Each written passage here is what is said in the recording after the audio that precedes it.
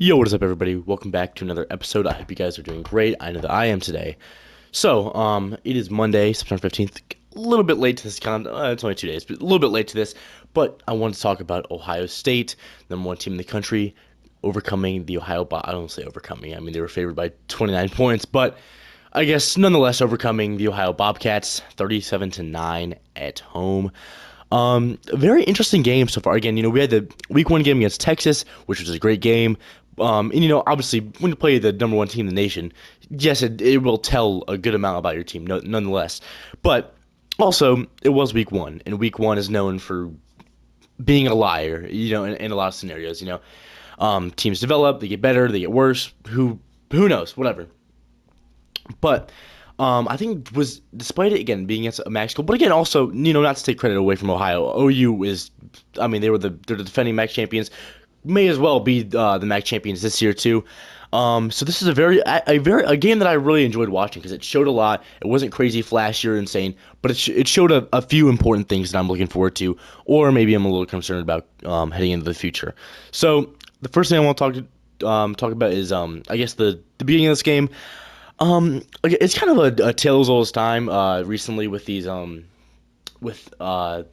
big schools playing small schools I've seen it happen to Ohio State a million times. I remember, I guess, against Miami, Ohio a few years ago, where early in the game, slow start, bad team pulls ahead, blah blah blah. All the social media posts go, oh shit, like upset alert, and then it gets thrown out the window. They come back trampling and just completely trample the team.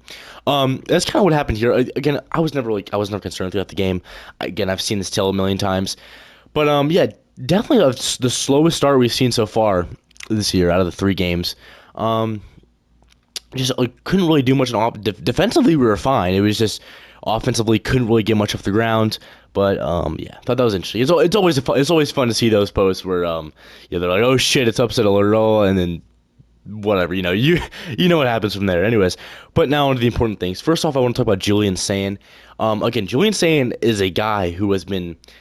Now, I will fully admit, I was skeptical. I guess skeptical may not be the right word, but I was very interested to see what he was going to be like heading into the season because I had heard a lot of hype around him, and I saw his highlight reel. He looked good, but again, also I didn't want to jump the gun or be too harsh on him or be too praiseful of him because again, with these college quarterbacks, you never know. I mean, you could have.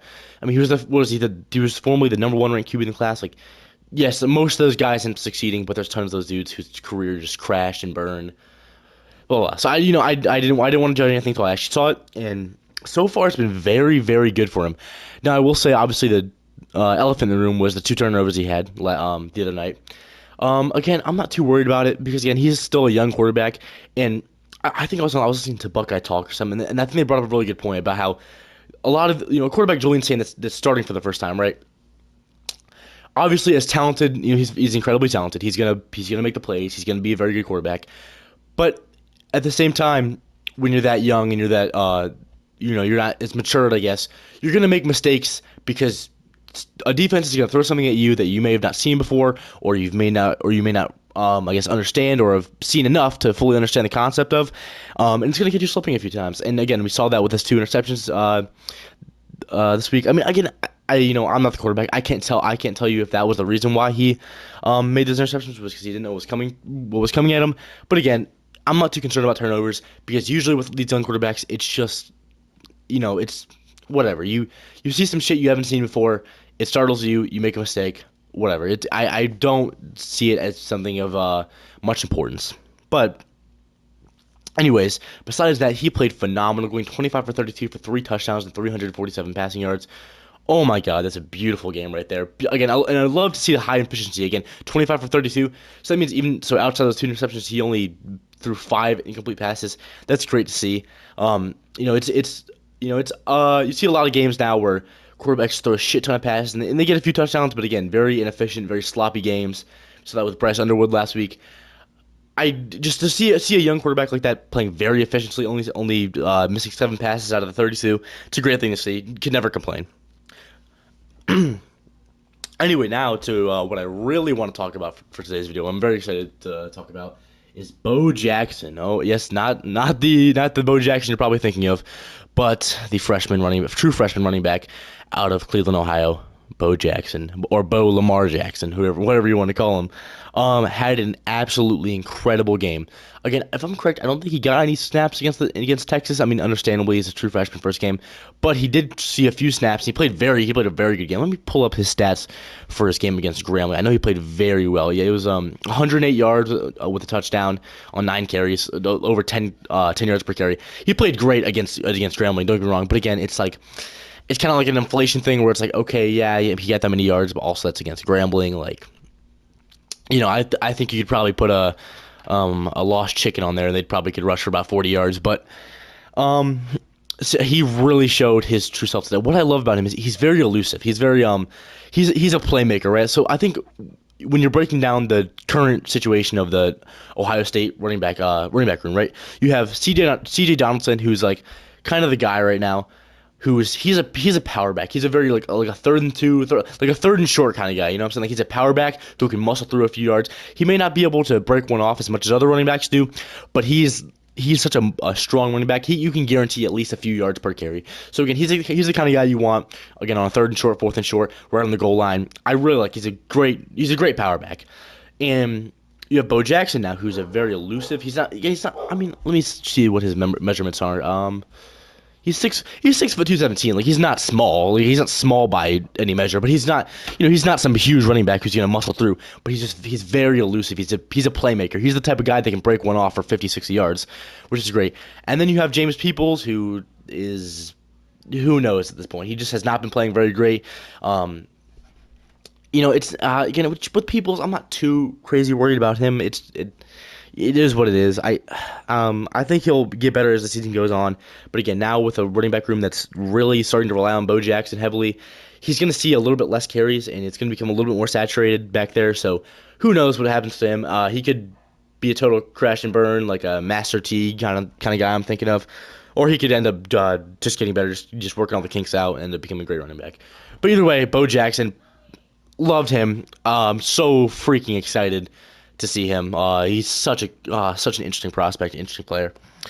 Okay, now on to obviously the big man on campus, Jeremiah Smith. He had a freaking phenomenal game.